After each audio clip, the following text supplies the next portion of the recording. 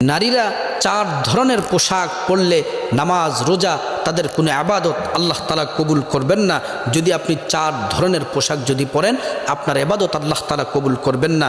1 number হচ্ছে এমন কাপড় যে টাইট ফিটিং, সেটা বোরকা হোক সেটা কাপড় হোক, যে কাপড় পরলে আপনার দেহটা, আপনার দেহের মানুষ দূর থেকে আপনার দেহটাকে বুঝতে পারে এমন কাপড় যদি, যেটা রাসূল সাল্লাল্লাহু আলাইহি ওয়াসাল্লাম বলছেন কাপড় পরেও উলঙ্গ, এমন কাপড় যদি আপনি পরেন তাহলে আপনার নামাজ রোজা করে লাভ হবে না।